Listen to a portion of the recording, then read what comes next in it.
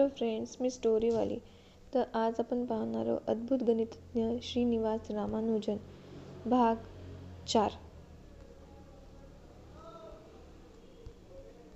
प्रारंभिक शोध कार्य. रामानुजन के शोध कार्य का आरंभ उनके स्कूल के विद्यार्थी काल से ही मानना चाहिए. रामानुजन तब 13 वर्ष के रहे होंगे. स्कूल में पढ़ते समय ही उन्होंने अध्यापकों से विचित्र प्रश्न पूछने व गणितीय अभ्यासों के सरल हल निकालने आरंभ कर दिए. जैसा हम पहले बता चुके हैं, उनके घर में 2 युवा विद्यार्थी रहते थे. उन विद्यार्थियों से उन्होंने पुस्तकालय से कुछ अन्य पुस्तकों लाने का आग्रह किया. जो पुस्तकें उन्होंने लाकर दी उनमें एस.एल. लोनी की ट्रिग्नोमेट्री भी थी. यह पुस्तक भारतीय स्कूलों में 20वीं शताब्दी के छठे दशक के बाद तक प्रयोग होती रही है. इस पुस्तक के भाग 2 में कुछ अध्याय थोड़े उच्च स्तर के थे और उन्होंने इस पुस्तक का अच्छा अधिकार कर लिया. गणितीय अध्ययन में संख्याओं, फलनों, स्थिर राशियों, चर राशियों, फंक्शनलों आदि का प्रयोग होता है. इनके अतिरिक्त गणितीय विचारों का मूलभूत आधार है अंतरिक्ष.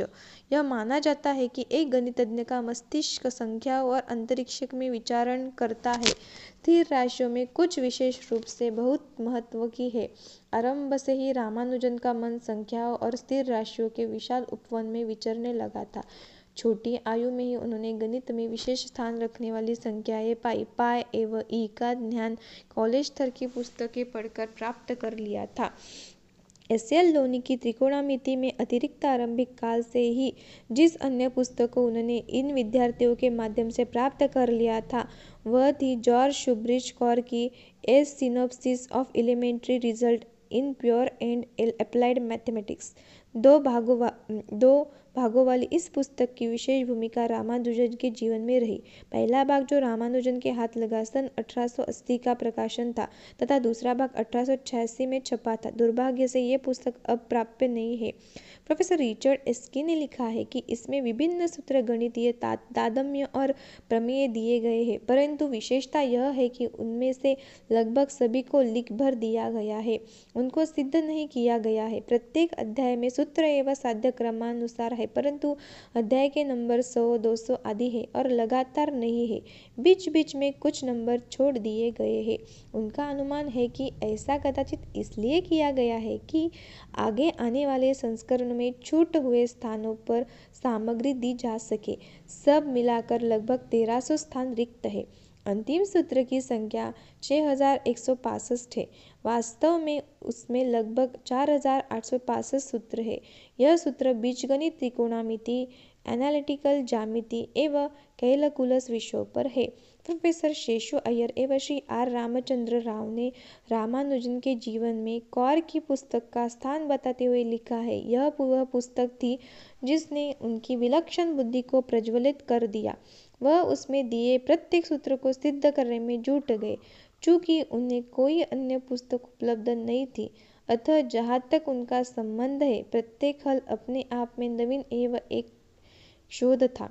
गणित की यह विशेषता है कि जब तक उसके किसी साधारण से साधारण निष्कर्ष को समुचित रूप से सिद्ध नहीं कर दिया जाता, उसको मान्यता तो क्या, स्वीकार भी नहीं किया जाता. रामानुजन अपनी विलक्षण गणितीय प्रतिभा से कौर के सूत्रों की उत्पत्तियां लिखते थे. स्कूल में विद्यार्थी रहते रहते उनकी शोध जिज्ञासा इतनी प्रज्वलित हो गई थी कि वह केवल इन सूत्रों को सिद्ध ही नहीं करते थे, बल्कि वह उनके विस्तारीकरण को भी सिद्ध करने का प्रयास करते थे.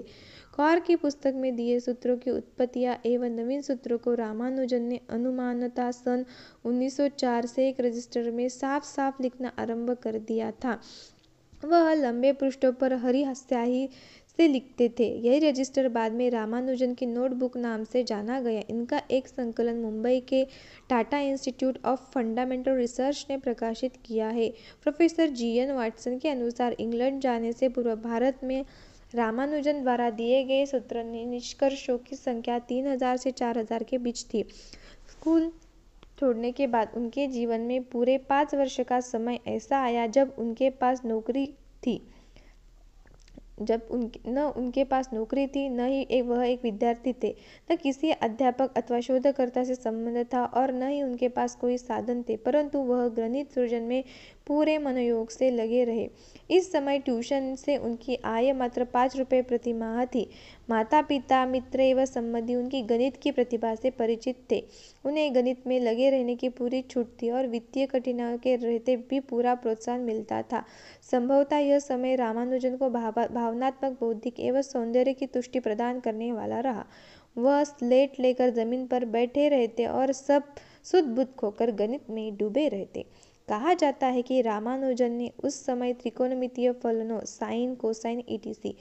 का वह श्रेणीबद्ध विस्तार सीरीज एक्सपांशन निकाल लिए थे, जो ऑयलर के नाम से गणितज्ञों को पहले ही ज्ञात थे। धन्यवाद।